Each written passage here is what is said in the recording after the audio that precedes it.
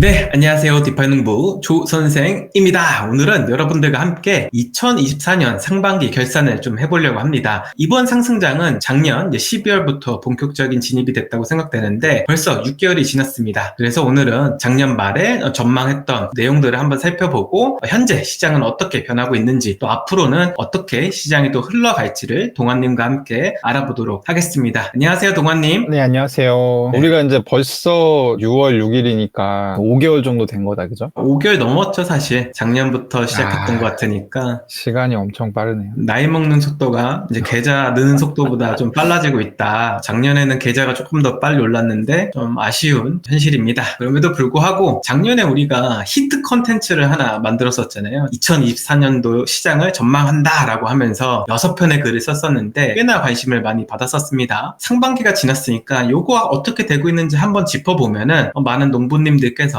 도움이 되실 것 같아서 오늘 이런 컨텐츠를 들고 왔습니다. 네, 작년 이제 11월 달에 저희가 이제 처음 크립토 투자 내러티브라는 제목으로 가이드북을 내놨었습니다. 그중 첫 편이 어떤 거였냐면 바로 이제 비트코인 ETF에 관련된 내용이었죠. 그때 당시 이제 기억해보면은 우리가 지금 상승장에 어느 정도 와 있을까를 처음 얘기했었었고 앞으로는 어떻게 변할까라고 얘기했었는데 주요 내용을 뽑아보면은 비트코인 ETF로 유입되는 자금이 굉장히 중요하다. 그렇기 때문에 기관이 주도하는 시장이 될 것이다 라고 저희가 전망했었고 비트코인 인프라에 좀 집중할 필요가 있다. 그리고 채굴자 수익을 높여줄 수 있는 산업에 우리가 주목해야 된다라고 얘기했었습니다. 혹시 기억하시나요? 아, 네, 그럼요. 이거 굉장히 재밌게 저도 봤고, 굉장히 시장에서 반응이 되게 뜨거웠던 내러티브 해설 시리즈잖아요. 그래서 저도 이제 사실 비슷한 의견이었고, 근데 다만 말씀하셨다시피 인덱서보다는 당장의 먹거리가 되기 쉬운 새로운 레이어 2들이 이제 우후죽순 나왔던 그런 시기가 아닌가 싶습니다. 네, 맞습니다. 저희가 어쨌든 비트코인 현물 ETF 승인 후에는 이제 기관 주도 시장이 될 것이다. 근데 인덱서를 밀었는데 레이어 2가 떴다. 그래서 조금 놓친 부분이 있었다. 그럼에도 불구하고 재밌는 건 뭐냐면 비트코인 채굴자 수익 높여주는 산업에서 그때 당시에는 이제 오디널스밖에 없었기 때문에 오디널스를 좀 얘기했었어요. 근데 최근 들어서 이제 룸 프로토콜이라고 해서 비트코인 기반으로 밈코인을 발행하는 그런 어떤 섹터가 이제 갑자기 사람들이 이제 관심을 많이 갖다 보니까 최근 가격도 2배 이상이 올랐었는데 사람들이 많이 참여했기 때문에 비트코인 채굴자들의 수익성도 2배 가까이 올랐더라고요. 2023년도 보면은 뭐 한 6% 정도 이제 수익률을 가져갔었는데 이제 반감기 이후에 이제 출시한 룸 프로토콜 이후에는 8%로 조금 소폭 올라간 감이 있다. 그래서 어쨌든 간에 이런 것들이 우리가 전망했던 거랑 좀 얼추 맞았다라고 평가할 수 있을 것 같고요. 두 번째 이야기는 바로 이더리움이었습니다. 사실 이걸 가장 재밌게 좀 봤었어요. 이더리움은 앞으로 발행 시장의 역할을 할 것이다. 우리가 코스닥이나 코스피나 혹은 나스닥에서 여러 어떤 신생 기업들이 상장이 되고 그에 따라서 투자금을 조달할 수 있는 하나의 발행 시장이 금융시장에 있는데 이게 결국에는 블록체인에서는 이더리움이 될 것이다 라고 그때 얘기했었고 모듈러 블록체인으로 레이어 2가 굉장히 성장할 것이다 라고 전망했었습니다. 그리고 마지막으로 MEV 시장에 이제 기회가 있다고 얘기했는데 동아님이 보시기에는 이거 어떻게 된 것 같습니까? 일단 이더리움은 저희 생각보다 많이 안 올랐던 것 같아요. 별로 주목을 여전히 못 받았던 것 같고 발행 시장의 역할을 할 수는 있겠으나 저희 기대보다는 좀 못 미치는 약간 가격적인 모습에서 그렇지 않았나 싶고 저는 조금 이제 생각이 바뀌기 시작했습니다. 발행 시장의 역할을 할 거라는 기대 자체는 변함이 없지만 이더리움 가격이 앞으로 그렇다면 오를까? 이거 좀 애매할 수 있다. 근데 이제 또 얼마 전에 저희 기대를 깨면서 이더리움 선물 ETF가 또 통과되지 않았습니까? 그래서 이 아사리판이 한치 앞을 내다보기 어려운 판이구나. 뭐 이런 생각까지 해보게 됐던 계기가 됐습니다. 저는 개인적으로 재밌었던 부분이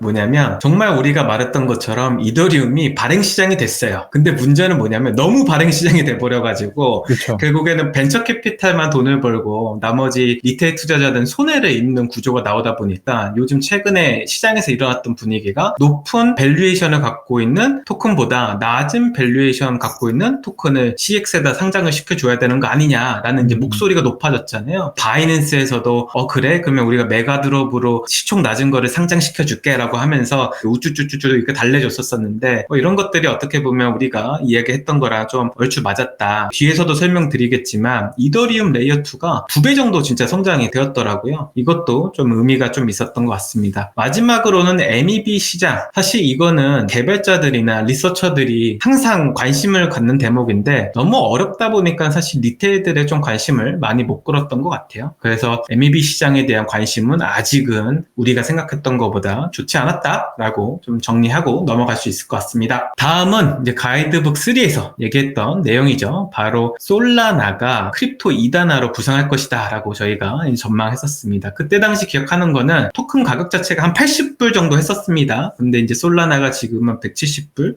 이상 이제 되고 있는 시점에서 왜 이렇게 가격이 올랐냐라고 하면은 밈코인 때문에 올랐다라고 정의할 수 있을 것 같고, 이 밈코인을 갖고 노는 그런 어떤 유저들과 그것들을 거래하는 이 디파이들이 디젠, 소매금융, 이제 네트워크가 정말 되었구나라고 좀 생각되는 좀 대목이었더라고요. 제가 보기에는 저희도 이제 사실 디핀을 좀 주목을 했었잖아요. 근데 디핀이 성장해서 솔라나 가격이 올랐다라고 볼 수는 없을 것 같고, 어쨌든 결과는 맞긴 했는데 되게 뜬금없는 밈코인들이 연이어 터지면서 솔라나 가격이 이제 TVL이 쭉 올라가고 가격도 올라가는 그런 양상이 나타났었고, 저는 개인적으로 느꼈던 건 뭐냐면 미국 리테일들이 어떤 성향의 투자자일 것인가에 대해서 검증된 바가 좀 적었었는데, 저는 확실하게 이제 확신을 가지게 된 것이, 과거에 2017년, 18년, 19년 요때 이제 크립토 투자자들은 탈중앙화를 중요하게 생각하고 약간 이제 철학적인 그런 느낌이 있는 식자층이 많았어요. 근데 미국 투자자들이 결과적으로는 베트남 투자자들이랑 성향이 비슷하다. 베트남 넘버원 체인이 BNB거든요. 왜 BNB냐면 수수료 싸고 속도 빠르잖아. 그럼 됐지 뭐. 약간 이런 톤인데, 미국 투자자들도 솔라나를 좋아하는 핵심 포인트가 거기에 있는 것 같아요. 싸고 빠르다. 탈중앙성은 난 잘 모르겠어. 요런 이제 성향인 것 같고, 앞으로 신종 코인 마케팅을 하거나 아니면 코인을 새로 만드는 팀들이 이런 부분들을 조금 더 중점적으로 보지 않을까 싶습니다. 유저 친화적인 어떤 프로젝트들이 혹은 섹터들이 더 시장에서 관심을 받는 시장인 것 같습니다. 그리고 저희가 얘기했던 것 중에 솔라나 VM을 한번 얘기했었는데, 최근에 이제 이클립스나 이제 탑이라고 하는 이제 프로젝트들이 시장에 관심을 받으면서 솔라나 버추어 머신에 이제 관심이 좀 쏠리기도 했었습니다. 근데 이 관심은 벤처 캐피탈들이 관심이 쏠린 거지 리테일들이 쏠린 건 아니다라는 점 명확히 좀 하고 넘어가고 싶습니다. 그리고 네 번째로 얘기했던 것은 바로 RWA였습니다. 그때 당시 레거시 디파이들이 시총도 크고 이미 토큰이 이제 시장에 풀려 있었기 때문에 상승하려고 하면 새로운 전략이 필요하다. 지금 신생으로 나오는 디파이보다 우위를 가지려면 무언가가 필요한데 그것이 무엇이냐? 바로 RWA를 활용하는 거다라는 얘기를 좀 했었습니다. 이때 당시에는 이제 메이커다오가 이제 미국 국채를 이제 많이 사들였던 이제 시기였기 때문에 굉장히 RWA를 활용한 유즈 케이스들이 많이 나왔던 시기였던 것 같아요. 근데 지금 최근에 또 돌아보면은 이제 블랙록이 이제 비들이라는 것을 이제 내놓고 나서 RWA가 진짜 사람들의 주목을 끌기 시작했습니다. 어떻게 보면 저희가 얘기했던 거는 탈중앙화 집단의 RWA를 얘기했던 건데, 되게 재밌게도 중앙화된 어떻게 보면 RWA가 조금 더 관심을 많이 좀 끌었던 상반기 아니었나라는 생각이 좀 듭니다. 저 같은 경우는 RWA 시장에서는 거꾸로 비트코인의 어떤 존재감을 다시 한번 느낄 수 있었던, 왜냐하면 지금 이제 말씀 주셨던 대로 블랙록이 비드를 내놓으면서 중앙화 RWA가 엄청 각광받고 있거든요. 그리고 이제 돌아가는 판을 보면 탈중앙화보다는 중앙화 RWA가 다 이제 시장을 석권하게 될 가능성이 매우 높은데, 그렇게 되면 사실 지금의 어떤 질서에서 그다지 바뀌는 게 없는 거거든요. 그러니까 여전히 금 같은 경우는 영란은행 지하에다 넣어놓고 페이퍼 골드로 거래를 하는데, 그러다 보니까 이제 러시아가 전쟁 터지고 금 안 돌려주니까 이제 개피 봤었잖아요. 똑같은 상황이 이제 RWA에서도 벌어질 수 있다. 그래서 지금 비들 같은 경우는 이더리움 쓰고 있는데, 이더리움 인프라가 굉장히 이제 미국 규제에 힘을 못 쓰게 됐다는 게 이제 몇 년에 걸쳐서 좀 검증이 되고 있는 지금 상황이고, 그렇기 때문에 상대적으로 지금 RWA가 돌아가는 것이 어떻게 보면 저는 이제 거의 유일하게 남은 탈중앙화 체인이 저는 비트코인이라 생각하는데, 비트코인의 가치를 조금 더 높이는데 영향을 주지 않나. 근데 이제 RWA를 비트코인 위에 올린다? 이거는 또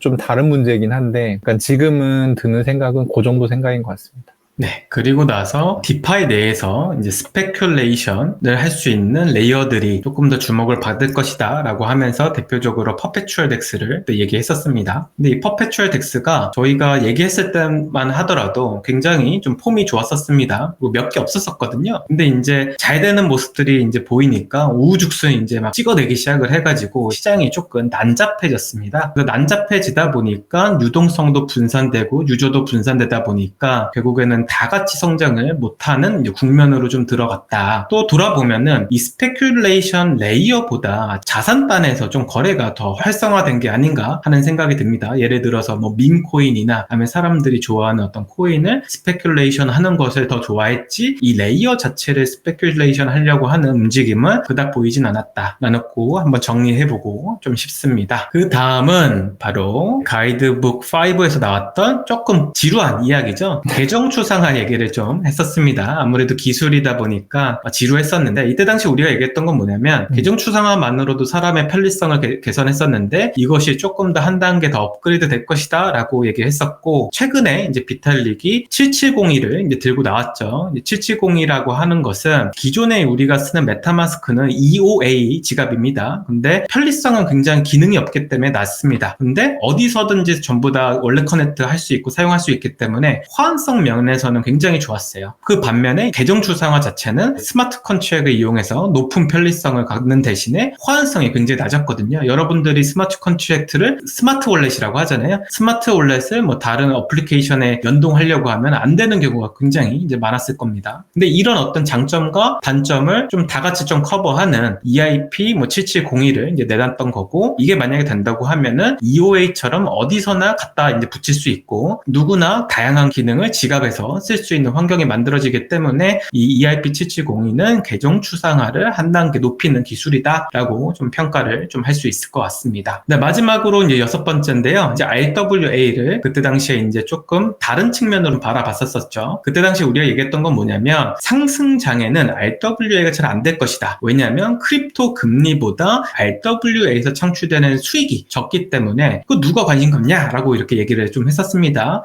그와 어떻게 보면 뭐 동일하게 사람들이 RWA 자산에 투자하는 것보다 기존 어떤 스페큘레이션 잘 되고 상승률이 좋은 토큰들에 투자하는 게 더 많았기 때문에 뭐 어느 정도 우리가 제대로 시장을 좀 해석했다라고 좀 정리를 할 수 있을 것 같습니다. 이게 이제 여기다가도 써놓으셨지만 스테이블 코인 금리를 저희가 예측을 못했죠. 거래소에 가면 스테이블 코인 맡기면 거의 연이율 뭐 연 28%였는데 RWA가 사실 얘기가 될 듯 하다가 뭔가 주목을 받기 굉장히 어려운 환경으로 빠져들었는데 저는 RWA는 언젠가 지금의 상승장이 꺾이고 저는 하락장이 올 거라고 생각하고요. 하락장이 온다 해도 당분간 기준금리 기준으로 한 2%, 3% 이상의 고금리장이 꽤 오랫동안 지속이 될 거라고 생각을 해서 결국에 크립토 투자를 많이 하시는 분들 입장에서는 RWA를 안 볼 수 없을 거다라고 생각합니다. 그리고 이제 지금 다른 경제 섹터들이 다 죽쓰고 있는데 AI만 가고 있잖아요. 미국 주식 같은 경우는 RWA만 가는 장이 어느 시점인가 올 수밖에 없다. 그렇게 생각합니다.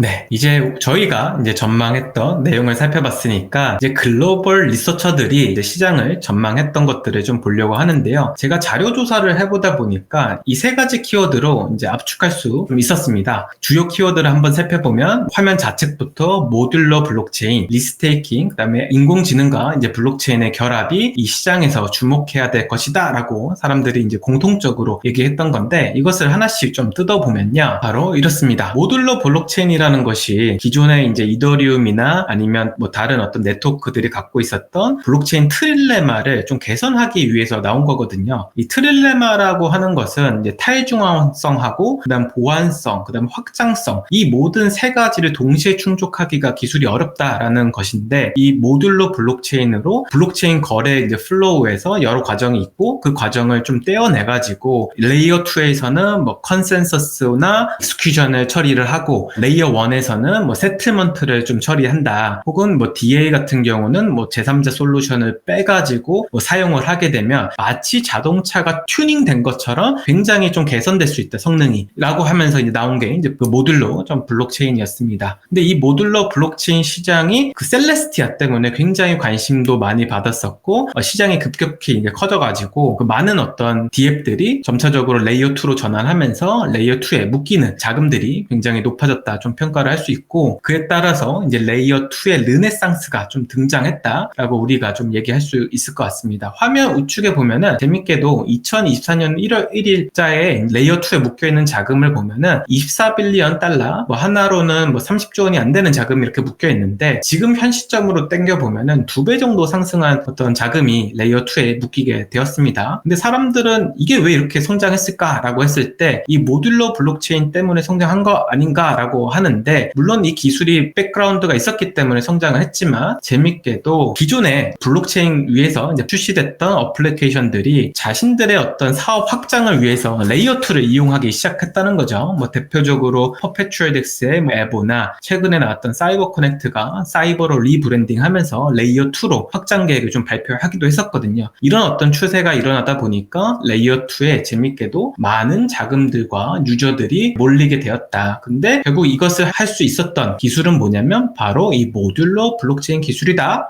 라고 한번 정리를 좀 해볼 수 있을 것 같습니다. 그리고 두 번째 이제 키워드를 보면 바로 리스테이킹입니다. 디파이 내에서 네트워크 단에서 있었던 시장 문제가 한 가지 있었습니다. 그것은 뭐냐면 보안성 높은 블록체인 네트워크를 바닥부터 개발을 하려고 하면은 굉장히 많은 자금도 필요하고 시간도 많이 좀 필요하게 되는 경향이 있었습니다. 그렇기 때문에 모든 레이어 1들이 빠른 속도로 성장을 못하는 이유도 물리적인 시간과 많은 자금이 사실 신뢰를 높이기 위해 좀 필요한 감이 있는데, 이것을 해결할 수 있는 방법이 없을까라고 하고 이제 아이겐 레이어라고 하는 이제 프로젝트가 이더리움의 높은 보안성을 다른 어플리케이션이나 이제 레이어들한테 아웃소싱하는 하나의 이제 프로젝트를 만들어가지고 리스테이킹 이제 섹터를 좀 만들게 되었습니다. 리스테이킹은 간단하게 설명하면, 여기 이제 보안성이라는 단어가 사실 일반 투자자들한테는 되게 불친절한 단어예요. 뭘 보완한다는 거야? 약간 이런 생각하는데, 블록체인은 기본적으로 쓰는 사람이 많지 않으면 POS 같은 경우는 돈이 많은 사람이 와가지고 그냥 자기 마음대로 해버리고 이럴 수가 있거든요. POW 같은 경우에는 채굴기를 많이 사가지고 장악을 한다든지, 그러니까 이런 거에 반대되는 개념이 보안성이죠. 근데 왜 이더리움 해킹하기 어렵잖아요. 사용한 사람이 너무 많고, 그리고 이제 오래된 블록체인이기 때문에 시가총액도 굉장히 크고, 그래서 굉장히 많은 돈이 없으면 해킹할 수가 없는데, 신종 블록체인들은 그렇지가 않단 말입니다. 그래서 비교적 시가총액이 낮을 때는 내가 집에 뭐 한 500억 있는데 해킹 한번 해볼까? 가능하단 말이에요. 이걸 막으려면 굉장히 많은 노력이 필요한 거예요. 그래서 아까 보안성을 갖추기가 신규 프로젝트에 대해서는 굉장히 어렵다라고 얘기하셨는데, 그게 이 얘기고, 그럼 리스테이킹은 어떻게 하느냐? 이더리움이 가지고 있는 저 스테이킹된 이더를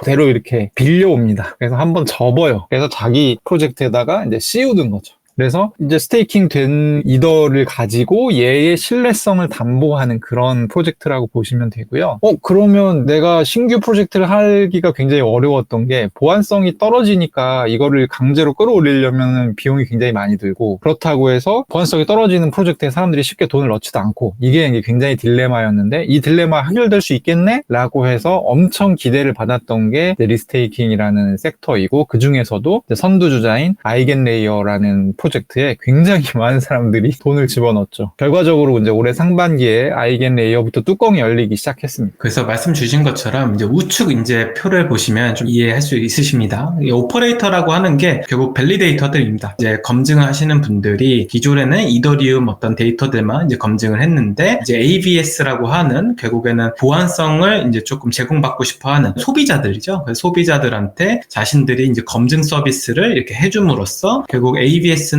이 검증자들한테 수익을 주고, 검증을 해준 사람들은 이 ABS 통해서 추가 수익을 얻을 수 있기 때문에 이더리움 네트워크에서 이제 나왔던 뭐 밸리데이터 수익률이 뭐 현재는 한 5% 정도밖에 안 되는데, 여기에 이제 알파 수익을 얻을 수 있으니까 이 사람들도 이제 투잡을 뛰기 시작했다, 이렇게 생각하시면 좀 될 것 같습니다. 그러고 나서 시장에 새로운 어떤 사람들이 등장하기 시작했습니다. 그것은 바로 중간 상인이죠. 좌측에 보시면 리퀴드 리스테이킹이라고 되어 있습니다. 저희는 이걸 줄여서 LRT라고 부르는 되는데 이 LRT 프로젝트들이 뭘 해줬냐면 이 시장에서 자금 조달을 해줬어요. 기존에 기업이 있고 기업의 자금을 조달하기 위해서는 직접 기업이 이제 자금 유치를 할 수도 있지만 대부분 증권사를 통해서 자금 유치를 하거든요. 그래서 그 증권사가 사실 중간 상인이 되는 겁니다. 근데 이 역할을 바로 이 LRT들이 해줬다. 그래서 자신들이 리테일 투자자들한테 야 내가 발행한 거버넌스 토큰을 줄 테니까 나를 통해서 이 아이겐 레이어에 이더를 예치하렴 라고 하면서 엄청난 자금들을 리테일에서 이제 끌어왔고 그것을 통해서 이제 아이겐 레이어는 다른 ABS라고 하는 소비자들한테 서비스를 좀 제공할 수 있었습니다. 그래서 어떻게 보면 이번 연도에 새롭게 이제 탄생한 하나의 생태계다라고 여러분들은 좀 생각하시면 될 것 같습니다. 근데 제가 재밌게 본 건 뭐냐면 바로 예치된 자금의 규모가 어마무시하다는 거예요. 이게 이더리움 규모로 보면은 이더리움이 한 500만 개 묶여 있더라고요. 이 아이겐 레이어에만. 근데 이 500만 개가 이 시가로 계산을 해보면은 한 20빌리언 달러, 하나로는 약 26조 원이 넘는 자금이 이 한 프로토콜에 묶여 있는 거예요. 이거 굉장히 사실